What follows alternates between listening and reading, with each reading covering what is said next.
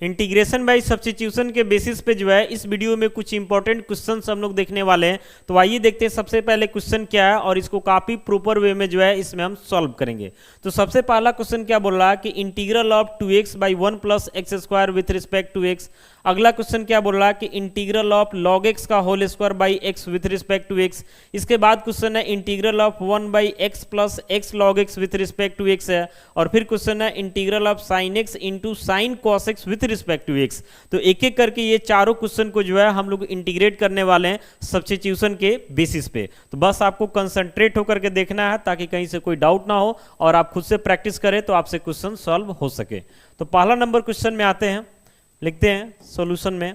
सबसे पहले सपोज कर लेते हैं, मान लेते हैं कि i इक्वल टू हमारा क्वेश्चन जो दिया हुआ इंटीग्रल ऑफ क्या है 2x है बाई 1 प्लस एक्स स्क्वायर है और विथ रिस्पेक्ट टू कितना हो जाएगा तो x हो जाएगा, कोई दिक्कत नहीं है।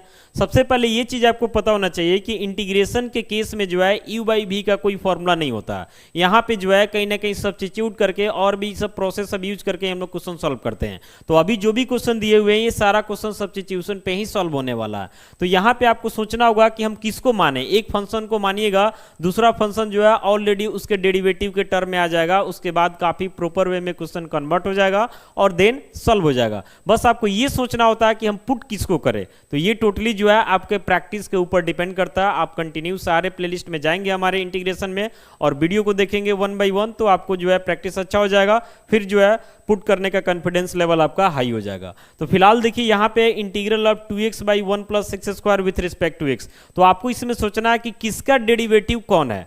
जैसे 2x का डेरिवेटिव करेंगे तो ये नहीं आने वाला है, लेकिन 1 प्लस एक्स स्क्वायर का डेरिवेटिव करेंगे तो 2x आपका आ जाएगा, यानी कि 1 प्लस एक्स स्क्वायर को कुछ मान लेंगे। तो 1 प्लस एक्स स्क्वायर ये पूरा मिल करके जो है एक वेरिएबल को ही रिप्रेजेंट कर रहा है। x तो वेरिएबल है ही, एक्स स्क्वायर भी वेरिएबल हो जाएगा और मान लेते हैं 1 प्लस एक्स स्क्वायर ये टोटल को एक साथ अगर देखते हैं तो ये भी एक वेरिएबल को ही रिप्रेजेंट करता है। तो हम यहाँ पे पुट कर लेंगे किसको, तो हम यहाँ पे पुट कर लेंगे कि 1 प्लस एक्स स्क्वायर हमारा t है। अब x के टर्म में तो दोनों साइड डिफरेंशिएट भी जो है x के रिस्पेक्ट में ही होगा। तो derivative of 1 plus x square with respect to x और इधर derivative of t with respect to x। तो 1 का डेरिवेटिव 0 हो जाता, एक्स स्क्वायर का डेरिवेटिव 2x हो जाता और इधर आपका हो जाता dt बाई dx। तो ऐड हो जाएगा तो ये कितना हो जाएगा तो 2x, उधर से dx को भी खींच लेते हैं तो किसके इक्वल हो जाएगा तो dt के इक्वल हो जाएगा। अब यहाँ पे देखिए कि ऊपर जो है जो 2x दिखाई दे रहा, जैसे यहाँ पे ध्यान से देखिए यहाँ पे 2x दिखाई दे रहा और dx, ये सब तो ऊपर ही माना जाएगा। dx भी समझिए बगल में, मतलब एक तरीका से ऊपर ही है। आप इसको चाहते तो ऐसे भी लिख सकते हैं कि इंटीग्रल ऑफ 2x dx और नीचे 1 प्लस एक्स स्क्वायर। तो dx यहाँ पे रहे चाहे यहाँ पे आ जाए, बात बराबर है, समझ रहे ना। इसको थोड़ा क्लीन करते हैं। अब यहाँ पे देखिएगा, यहाँ पे लिखते हैं हम देयरफॉर करके, तो i इक्वल टू हो जाता है integral of 1 by 1 plus x square के जगह पे क्या माने हम तो t माने हैं। अब जो बच रहा तो बच रहा 2x dx, तो ये 2x dx के जगह पे क्या आ जाएगा तो dt आ जाएगा। अब आपको पता होगा इंटीग्रेशन में फॉर्मूला कि integral of 1 by x with respect to x रहता है तो उसका फॉर्मूला log mod x होता है plus constant of integration c। तो वैसे ही इंटीग्रल ऑफ 1 बाई t है विथ रिस्पेक्ट टू t है तो ये हो जाता है log mod t plus constant of integration c। यहाँ समझिए बेस में e छुपा हुआ रहता है। तो आगे बढ़ते हैं, तो यहाँ से i इक्वल टू हो जाता log mod t के जगह पे क्या डाल देंगे तो 1 plus x square plus constant of integration c, और यहाँ बेस ई छुपा रहता है, नहीं भी लिखेगा तो भी काम चलता है, छुपा माना जाता है। अब यहाँ पे 1 प्लस एक्स स्क्वायर जो दिखाई दे रहा है ये कभी भी निगेटिव नहीं आ सकता, क्योंकि एक्स स्क्वायर एक्स एक रियल नंबर है तो उसका स्क्वायर कभी निगेटिव नहीं होगा और 1 ऑलरेडी पॉजिटिव है, यानी कन्फर्म है कि ये दोनों का सम निगेटिव नहीं होगा। जब सम निगेटिव नहीं होगा तो फिर मॉड का क्या काम है, मॉड आपका हट जाएगा। तो लॉग हो जाएगा सीधे 1 प्लस कितना एक्स स्क्वायर, बेस में आप ई लिख सकते हैं प्लस कांस्टेंट ऑफ इंटीग्रेशन सी। ये जो है आपके क्वेश्चन नंबर 1 का सॉल्यूशन हो गया। आइए बढ़ते हैं क्वेश्चन नंबर 2 में। कंसंट्रेट होकर देखते रहना है और वीडियो ओवर हो जाए तो ये सबको खुद से प्रैक्टिस कीजिए, इस बेसिस पे क्वेश्चन सॉल्व कीजिए। डाउट हो तो कमेंट में जरूर पूछिए। तो आते हैं क्वेश्चन नंबर जो है 2 में।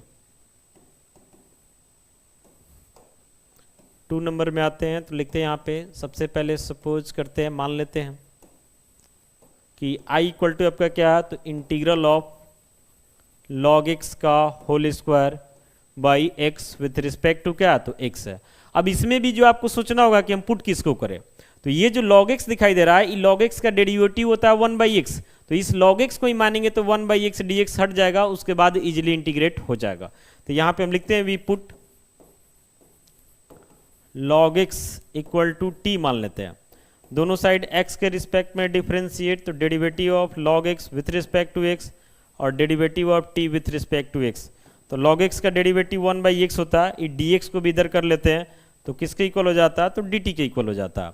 अब वैल्यू पुट कर देंगे, तो i इक्वल टू यहाँ से हो जाता है इंटीग्रल ऑफ जो log x है इसको हम t माने थे, तो log x का होल स्क्वायर यानी t का भी स्क्वायर हो जाएगा, बच क्या रहा, तो 1/x dx, 1/x dx के जगह पे क्या आ जाएगा, तो dt आ जाएगा। अब जैसे क्वेश्चन होता है ना कि integral of x square with respect to x, वैसे ही हो गया integral of t square with respect to t, यानी t वेरिएबल है, तो इसको इंटीग्रेट करेंगे तो t का power 3/3 plus constant of integration c आ जाएगा, यानी कि i इक्वल टू t का वैल्यू डाल दीजिए, तो t का वैल्यू आपका क्या है, तो log x है, इसका क्या हो जाएगा, तो होल क्यूब और by 3 plus constant of integration c। ये जो है आपके क्वेश्चन नंबर 2 का सॉल्यूशन हो गया। बढ़ते हैं क्वेश्चन नंबर 3 में और फिर 4 को देखेंगे। आइए क्वेश्चन नंबर 3 में आते हैं।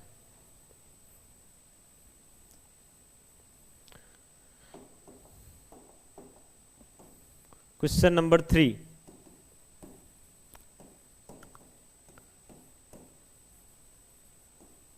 सपोज कर लेते हैं, मान लेते हैं कि i इक्वल टू क्या है, तो integral of 1/x plus x log x with respect to x। Concentrate होकर देखिएगा, इसमें अभी डायरेक्ट कुछ दिख नहीं रहा पुट करने के लिए, तो यहाँ पे हम क्या करेंगे कि नीचे जो x plus x log x है ना, इसमें दोनों में x दिखाई दे रहा, तो पहले x को कॉमन कर लेते हैं, तो ये हो जाता है 1/x कॉमन, तो 1 plus log x with respect to क्या हो जाएगा, x हो जाएगा। अब इसमें ध्यान दीजिए कि 1 प्लस log x को अगर हम कुछ मान लेते हैं और उसको अगर हम दोनों साइड डिफ्रेंशिएट करते हैं तो आराम से 1/x डिफ्रेंशिएट करेंगे तो आ जाएगा, अब इंटीग्रेट भी हो जाएगा। तो यहाँ पे हम क्या करेंगे कि 1 प्लस log x को हम कुछ मान लेते हैं, t मान लेते हैं,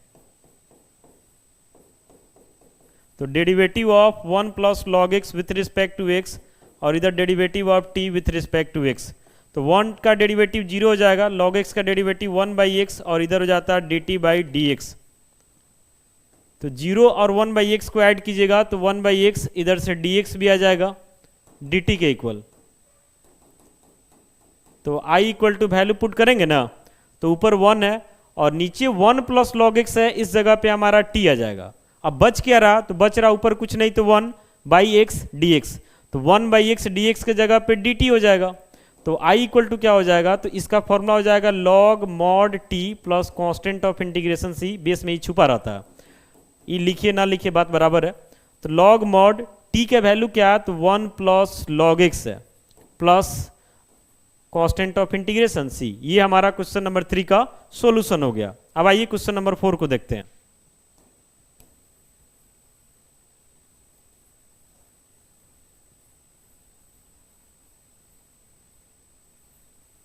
क्वेश्चन नंबर 4, सबसे पहले जो है सपोज कर लेते हैं कि i इक्वल टू क्या है, तो integral of sine x into sine cos x with respect to x। थोड़ा ध्यान से देखिएगा, sine x into sine cos x with respect to x, यानी ये साइन x तो है ही और यहाँ पे जो साइन है इसका एंगल है कॉस x, इस साइन का एंगल ही कॉस x है और विथ रिस्पेक्ट टू x है। तो इसमें हम क्या करेंगे कि इस कॉस को मानेंगे, क्योंकि कॉस का डेरिवेटिव जो है साइन के टर्म में आ जाता है, तो कॉस को मानेंगे, उसके बाद ये इजिली इंटीग्रेट हो जाएगा। तो यहाँ पे देखिए क्या करते हैं, लिखते हैं वी पुट cos x को t मान लेते हैं। अब लिखेंगे derivative of cos x with respect to x और इधर derivative of t with respect to x। तो cos x का डेरिवेटिव होता है माइनस साइन x और इधर हो जाता है dt/dx, तो इसको हम लिख सकते हैं माइनस साइन x, उधर से dx ले लेंगे, इक्वल टू क्या हो जाएगा, तो dt हो जाएगा। अब ये माइनस को भेज देंगे उधर, तो हो जाता है sine x dx equal to minus dt, तो देयरफॉर करके लिखेंगे i equal to integral of, ध्यान से देखिएगा इसको, इंटीग्रल ऑफ, पहले हम इसको लिख रहे हैं इसको, तो यहाँ पे ये साइन है तो ये साइन रहेगा, इसका एंगल cos x है तो cos x को t माने थे तो साइन t हो जाएगा, इसके अलावा क्या बच रहा, तो इसके अलावा बच रहा साइन एक्स बच रहा और डी एक्स बच रहा। तो साइन एक्स और डी एक्स के जगह पे क्या लिखेंगे, तो माइनस डी टी लिखेंगे। वैल्यू पुट हो गया, अब माइनस जो है बाहर हो जाएगा, तो इंटीग्रल ऑफ क्या हो जाएगा, तो sine t with respect to t, minus आपका बाहर ही रहेगा। अब साइन का इंटीग्रल आपको पता होगा कि माइनस कॉस करके होता है, तो ये हो जाएगा minus cos t plus constant of integration c. तो माइनस 2 बार हो गया, यानी प्लस हो जाएगा cos t plus constant of integration c. तो आई इक्वल टू आप लिख सकते हैं कॉस, और टी इसका एंगल है, टी का वैल्यू क्या हो जाएगा, तो कॉस एक्स प्लस सी, यानी इसका आंसर क्या हो गया, तो कॉस कॉस एक्स प्लस सी, यानी कॉस का एंगल जो है कॉस एक्स है, प्लस आपका क्या होगा, सी हो गया। आपको पता होगा कि डिफरेंशिएशन और इंटीग्रेशन एक दूसरे का रिवर्स प्रोसेस होता है। तो जैसे इसको इंटीग्रेट किए तो इतना आया, मतलब अगर हम इसको डिफरेंशिएट कर दें तो ये जो दिखाई दे रहा है ये चीज आपको आ जाएगा, dx हटा के ये चीज आपका आ जाएगा। तो समझिए कि ये वीडियो में हम लोग देखे हैं कुछ क्वेश्चंस इंटीग्रेशन बाय सब्स्टिट्यूशन के बेसिस पे। उम्मीद करते हैं आपको समझ में भी आ गया होगा। मिलते हैं इसे अगले वीडियो के साथ। Thank you.